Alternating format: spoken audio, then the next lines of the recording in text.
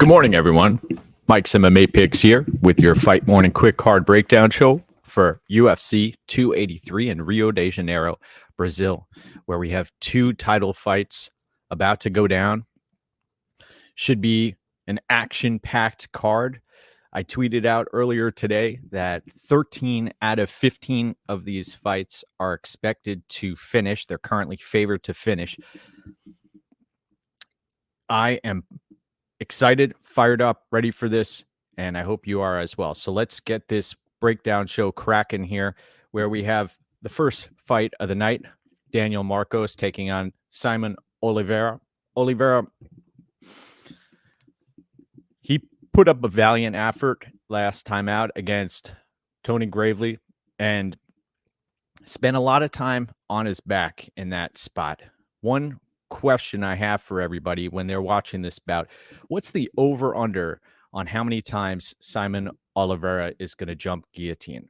That is the question. I'm not a big fan of backing fighters who spend a lot of time on their back. He will likely sell out for that submission. Not sure if he's going to get it though.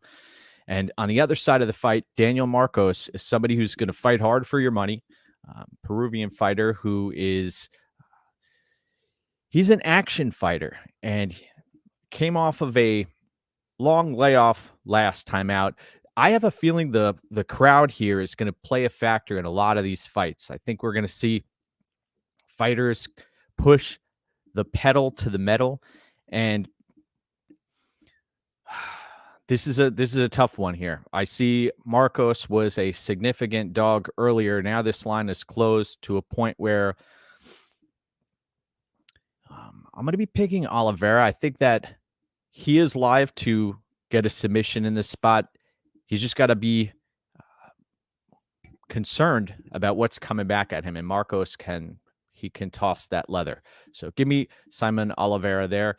Next matchup, where we have a stalwart of the bantamweight division, Cody Stamann, getting up in his mid-30s now, taking on Luan Lacerda. Lacerda is a submission artist, somebody who you got to be careful where you put that neck. And Cody Stamann, as we saw in the Said Nurmagomedov fight, put himself in a position where he ended up getting submitted rather quickly. We were on Said Nurmagomedov in that spot, I believe, at minus 180-ish. Now, look at this. Look at the odds here. Stamann minus 380 betting favorite. I think that's a dangerous number, especially considering you have a guy with such short arms and a propensity to get submitted here.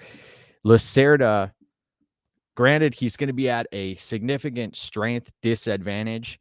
Doesn't have the wrestling to keep up with Stamann, but he does have some slick jiu-jitsu. I don't even rate the stand-up of Lacerda extremely high, but also look at the other side of the fight. You've got Stamann with the T-Rex-like arms, who really isn't a potent striker, but he's tough as nails, Stamann, and I'll be picking Cody Stamann to win, but it's a dangerous spot. 15 minutes in Brazil, inside of this this environment where it'll be a volatile crowd out there. I wouldn't put it past folks to start the chants that we've become familiar with that get under the skin of many fighters. We saw at weigh-ins yesterday, I believe Cody Stamann was a little shook, and he said under his breath some vulgarity, so to speak. So give me Cody Stamann in that spot, but it would not surprise me to see Luan Lacerda come in and submit him. Next up, women's 145-pound matchups, where we have Josiane Nunes taking on Zara Fern. Now, Nunes, look at the scale. Look at the size discrepancy there.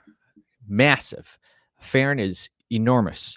Now, does that win you fights? Not necessarily. Look at the odds here. You've got Nunes coming in as a minus 545 betting favorite.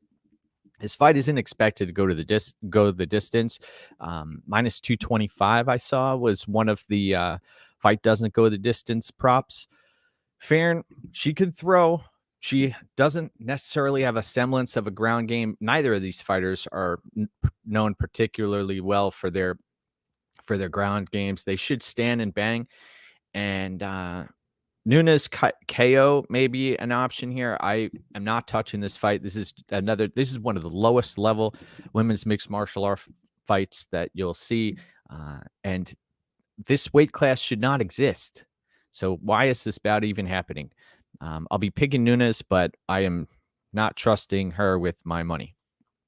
Next up, Warlley Alvis, who is a Dr. Jekyll and Mr. Hyde of sorts, taking on Nicholas Dolby. Nicholas Dolby coming in as the plus 100 underdog. Dolby looked like he came in great shape, ready to go to war here. Now, we've seen Alvis. He comes out hot. He's a fighter who has a guillotine that any opponent he faces should be concerned about. Dolby likes to stay on the outside, try to point fight. Is he going to get sucked into a situation where he ends up draining his gas tank? That is yet to be determined. I do think Alvis is going to come out of the gate on fire and try to take Dolby out of there. If Dolby survives, I think that he has a legitimate shot at pulling off this victory. Kudos to those who were able to lock in Alvis as a significant underdog here. I am not going to go out of my way to back him as a significant favorite or a slight favorite at minus 130. I will. Man, there are a couple of things that are concerning. Dolby, his age, the miles on the odometer, and for Dolby. Now, Alvis, how old is Dalvis? I know it says he's in his early 30s. The guy has looked like he's been getting up there in age, despite not necessarily that being a real number. Man, tough spot. I am staying away from this fight, but I am going to be picking Warlley Alvis to win. He has more finishing potential, and I don't trust the judges to make the right decision when it's a close fight. The other thing is Alvi has more finishing potential here, and I think that is something to weigh when you're capping these fights. If you're able to take the judges out of the equation, that's always a plus. And give me Warlley Alvis in that spot. Let's see, my friends. We've got a couple of comments here. Sergio, good morning. Great to see you. Yes, we've got the coffee. We are doing this show remotely today. Happy to be here with everybody. And you want to talk about a banger of a fight. Let's talk about Terrence McKinney and Ismail Bonfim at lightweight. Now, McKinney's he's a fighter who's going to come out and throw everything at his opponent every time out. Look up and down his record. The guy, his fights usually end in the first round. Bonfim is a tactical fighter, precise fighter, somebody who is going to not only fight hard for your money, but also he's a smart fighter. And not only have we seen him in LFA perform well, but he is somebody, if he wasn't fighting McKinney, he could potentially figure out his opponent. Now, McKinney is just going to drag Bonfim into deep water, and let's see who ends up surviving, who can sink, who can swim, and who's going to sink. Bonfim has to be ready for that. When I can't even imagine trying to prepare for a McKinney fight as an opponent of McKinney, knowing what he brings to the table. You're really your defenses have to be up. You have to be ready to counter strike, and Bonfim has that. I don't trust McKinney's chin or his defensive tendencies. There aren't many. They say the best defense is a great offense, and that is what Terrence McKinney offers here. I'll be picking Ismael Bonfim. I believe that he has the tools at his disposal to counter strike and cause McKinney problems. Now, this is a live bettor's dream. You are gonna need to get those fingers quick and ready to enter a live bet on Bonfim if McKinney comes out of the gates completely completely empties his tank. So give me Ismael Bonfim in that matchup. Now, this is a matchup that we can breeze through. Jailton Almeida taking on Shamil Abdurahmanov. Abdurahmanov coming in as a plus 565 betting underdog, and Jailton Almeida is minus 1,015. There are a few different ways to approach this bout. It's just a matter of, is Almeida going to get the KO TKO victory, or is he going to lock in a submission? It would be we would hear reverberations through the earth if Shamil Abdurahmanov was able to come out here and smash Almeida. I don't think that's happening. I think the under 1.5 is in play here. I don't want to touch it at such a massive number. Almeida inside the distance last time I looked was like minus 600. That is ridiculous also. I mean, I see it hitting, but wouldn't go out of my way to play that type of number. Give me Almeida to win, and I think he's going to lock up the submission. That's the most likely outcome, but I see value on the TKO KO line.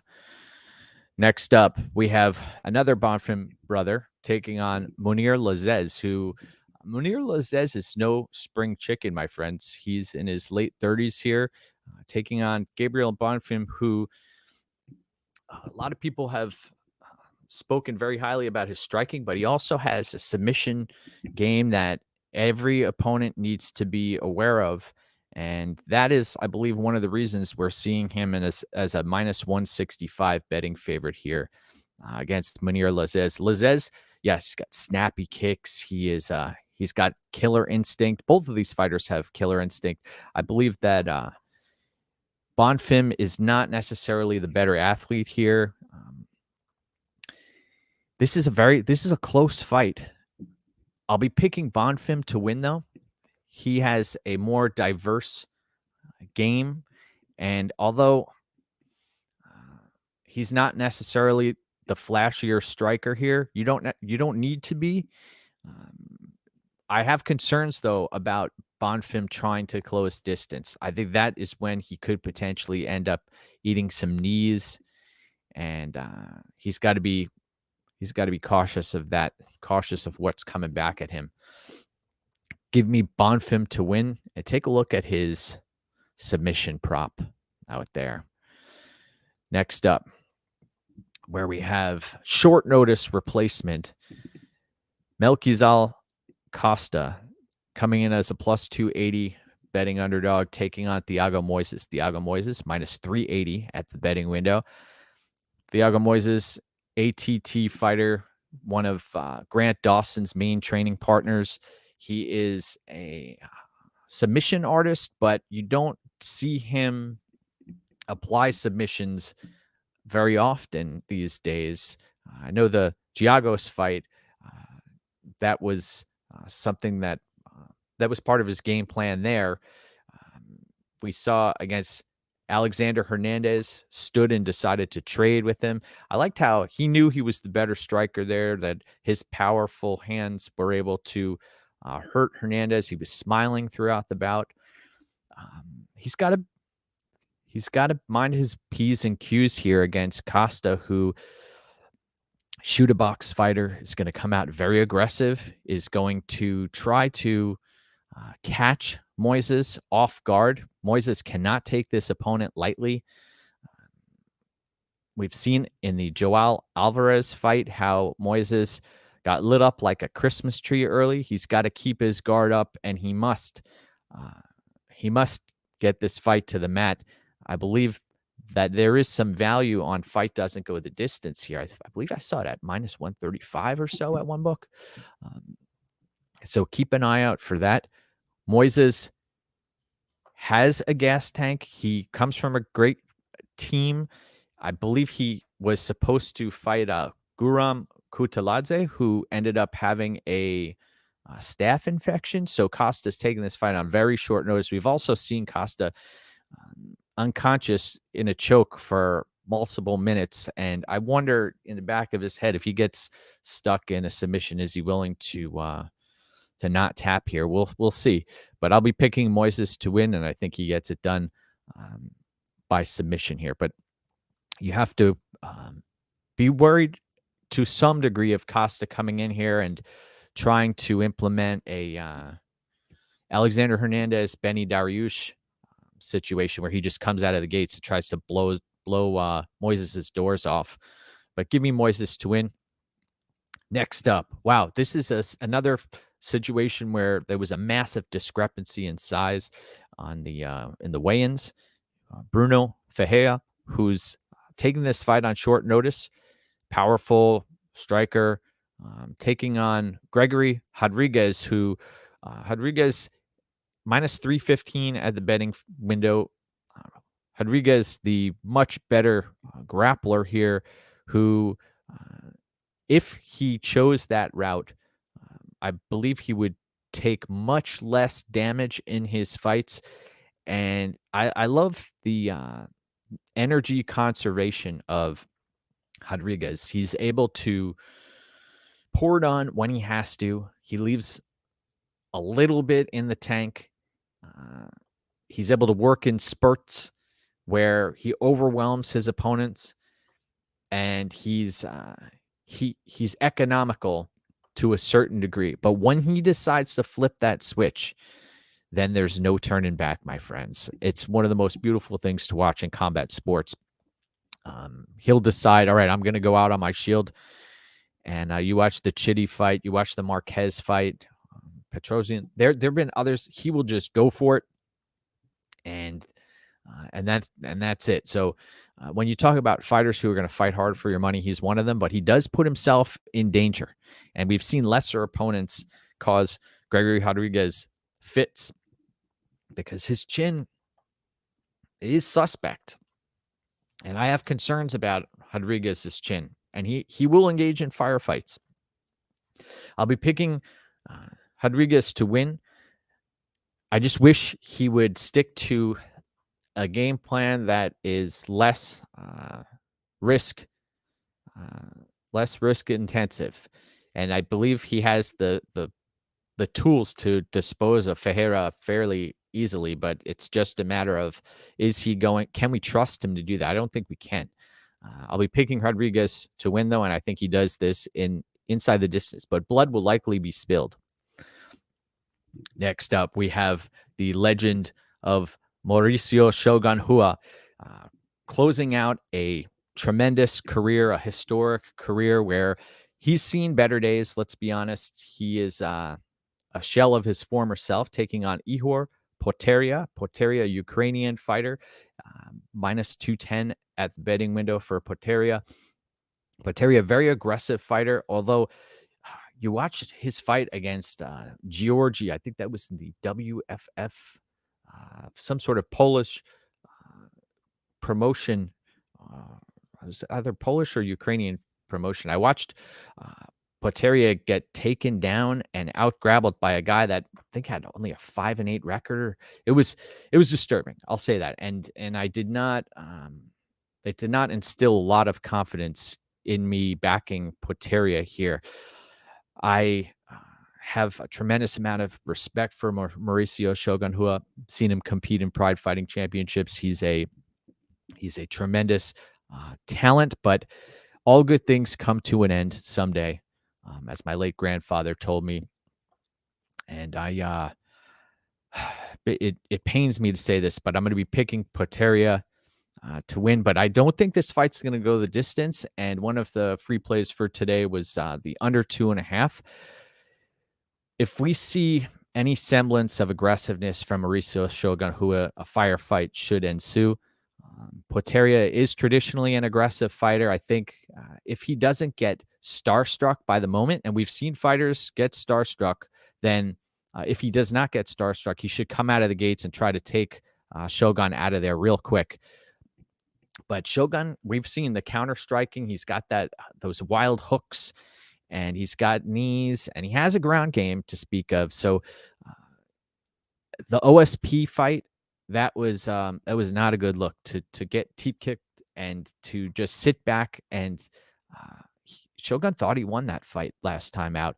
This is unfortunately, it's the end of the road, but I say sit back, grab either a beer or a coffee, and just celebrate the moment when Shogun walks out in front of his hometown crowd. I know we're not in Curitiba, but Rio de Janeiro in Brazil, everybody should pay homage to somebody who has given so much of themselves. By the way, you can check out the article that I wrote up at MMAOddsbreaker, Shogun's Last Dance. Feel free to do so and enjoy the fight. I'll be picking Poteria here, but I'll be pulling for Mauricio Shogun Rua. And it would not surprise me to see Shogun end up pulling this one out. Let's see. There will be a glorious spot to fade RoboCop in the near future. Just don't think this is a fight. I agree. Marcus, good morning. Good morning. Thank you. Thank you. Yes, Marcus, you are correct. 40 years plus.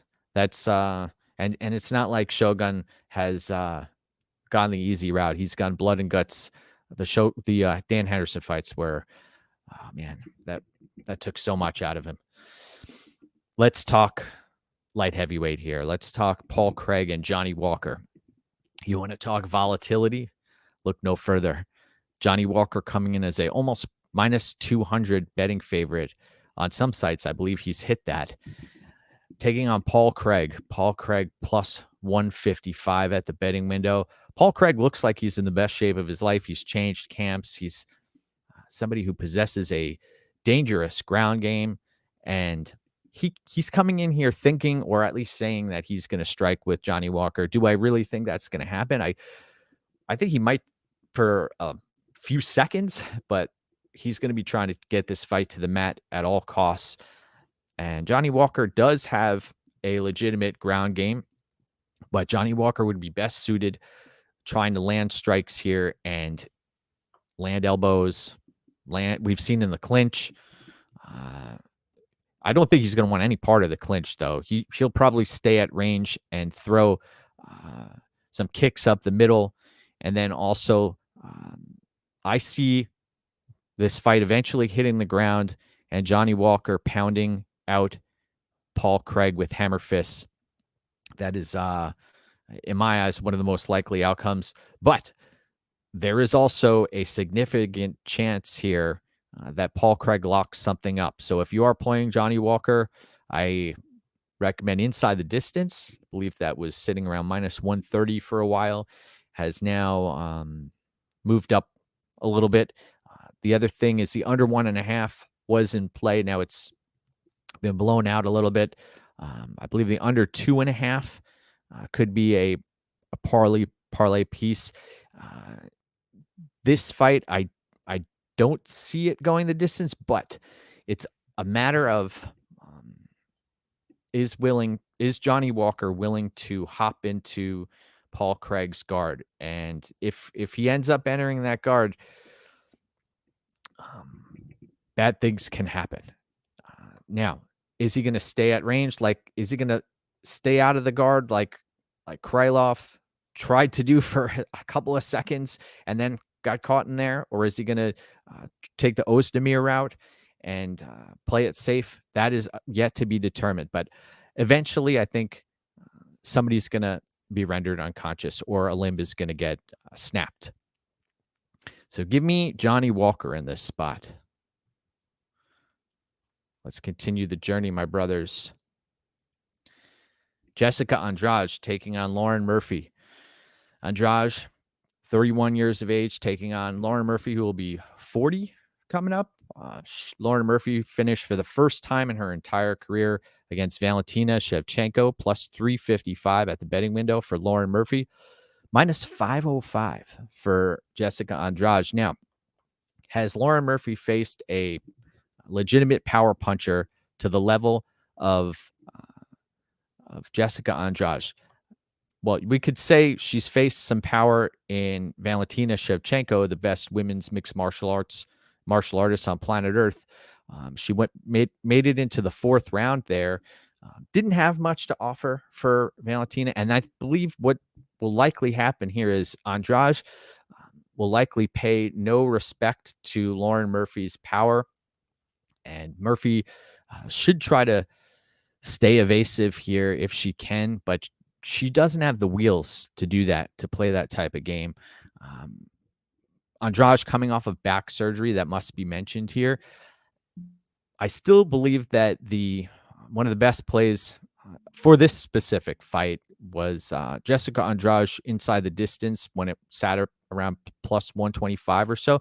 I also understood folks eyeing up the fight doesn't go the distance prop in the minus 120s, minus 130s. That's an option as well if you want to cover both sides of the fight. I think the Lauren Murphy finish is not a likely outcome here. Andrade home turf here. The crowd behind her. I believe Jessica Andrade should get this one done and do so dramatically. Let's keep this going here, my brothers. Next up, Gilbert Burns taking on Neil Magny. Neil Magny coming in as a plus 340 betting underdog. I think that's a little wide here. I got to be honest. If you ask me which underdog has a better shot at cashing, Lauren Murphy or Neil Magny, I would say Neil Magny. Neil Magny does. He's a fighter who typically you can trust, but he can get his legs chopped off. We've seen that happen in previous fights against Santiago Ponzinibbio. So that is a concern here. Gilbert Burns, Brazilian fighter, coming out of the gate hot, trying to implement his will. And the Chimaev fight, that's fresh on everybody's mind. So a lot of folks out there think that he's going to replicate that type of performance. That was a incredible performance and a loss. One thing I must mention here, Gilbert Burns is susceptible to straight punches right down the middle. He typically throws hooks. Magny can throw straight punches, has a significant reach advantage here. So if Burns isn't able to get inside and stay inside, Magny has the potential to become live here. Both of these fighters have solid gas tanks. I'll say that. They'll fight hard for your money. I'll be picking Gilbert Burns. This may be a potential live bet opportunity if Burns comes out of the gate hot and can't finish Magny. Give me Gilbert Burns. Next up, co-main event of the evening, where we have Deiveson Figueredo taking on Brandon Moreno. Brandon Moreno currently sits as a minus 130 betting favorite. Taking on Figueredo, who this is obviously the fourth iteration of the contest. And I have backed Deiveson Figueredo all three times. And yes, he implemented a phenomenal game plan last time out with the help of Fight Ready. And he's not at Fight Ready now. He's 35 years of age. He made weight. He is a potent power puncher with a great ground game, and he performs well in spurts. So that must be mentioned here. Moreno has been getting better every time out, 29 years of age. Yes, he doesn't have the power of Figueredo, but he does what he lacks in power, he has in volume. Both of these fighters have tremendous heart. There's no doubt about that. They're willing to go into deep waters. They know what's coming now. Figueredo's on home turf, so that should be mentioned. I like Moreno in this spot, especially if you were able to lock Brandon Moreno up at plus money. And he was sitting at plus money for some time. Figueredo is not getting any younger. He is a fighter who, like I mentioned, he relies on big moments to win back rounds, and he did so last time out. Last time out against Moreno, was able to knock him down a few times. And both of these fighters have felt each other's power, so that should be mentioned as well. And I think the longer this fight goes, Moreno is going to become more and more in the driver's seat. But it's just a matter of staying conscious here. And Figueredo looks, he looked massive in the lead up to this fight, and he looked completely drained, to be honest, like 3 days before weigh-ins. So somehow maintained that weight, and now he's going to be massive coming into the cage. But I still, I think Moreno is the pick here, and I am going to be backing him to win. Next up, Glover Teixeira taking on Jamal Hill. Fantastic fight on our hands. Light heavyweight belt. Jamal Hill minus 140 at the betting window. Glover Teixeira is a force to be reckoned with. Great ground game. I was at his fight against Jared Cannonier a few years ago, and people were saying, "What is going on? Why is Teixeira going to the mat here?" And he was able to wrestle Cannonier all over the place. I believe he had I think Glover Teixeira had a broken hand in that matchup, and was able to just get it done with his wrestling. Now, if he's able to close distance against Jamal Hill, then there would be value on Glover Teixeira. I don't trust that necessarily happening. Hill, he is quick. He has some power on his strikes, and he has volume that could cause Glover Teixeira problems if he's not able to find the mat here. Teixeira, I am concerned about his age also. 43 years of age. I share the same age as him. To be competing at this level. And then also Prochazka, that matchup last time out, these guys went blood and guts, life and death for 5 rounds. And 6 months ago they did that, or 8 months ago. What's happened since then? Teixeira backed out of the fight against Magomed Ankalaev, and now he has a more susceptible opponent here, somebody who doesn't necessarily have the ground game. So if Teixeira takes this fight to the mat, it could end fairly quickly. It may only take one guard pass, and he could slice through Jamal Hill like butter and lock up a submission. That would not surprise me one bit. But this fight starts standing. Teixeira, in his mid-40s, has taken a tremendous damage in his career. All the good guys don't necessarily always win, and I know it's set up for a situation where Teixeira leaves with that belt for the second time, and I think that Hill's going to knock Teixeira out. I think that is a legitimate, plausible outcome here, and I'll be picking Jamal Hill. Jamal Hill actually was sitting around minus 115 at some books for quite some time. I know he's been bent out to minus 140. The other thing is the unders in this spot. Something to look at. Hill has to know his best path to victory here is to get off on these strikes and end the night early. If this gets dragged out, it gives Teixeira more chances to try to land takedowns, and Hill should try to avoid that at all costs here. Teixeira may end up slowing down at some point, but he has a neck. He's a smart fighter, and he didn't get this far for no reason at all. He's a force to be reckoned with, Glover Teixeira. But I'll be picking Jamal Hill. And as far as the lines have been blown out here, the under 2.5 may be playable, under 3.5 playable. I don't recommend going so far as to play the fight doesn't go the distance line and minus 500s plus. But I'll be picking Jamal Hill here, and I think he wins this fight inside the distance. Excellent. All right, let's see. Yes. Yes. Good morning. Good morning. Let's go. Marcus, like Jamal Hill. Okay. Yep. I think this is unfortunately the time, but we'll see. We'll see. Would it make me happy to see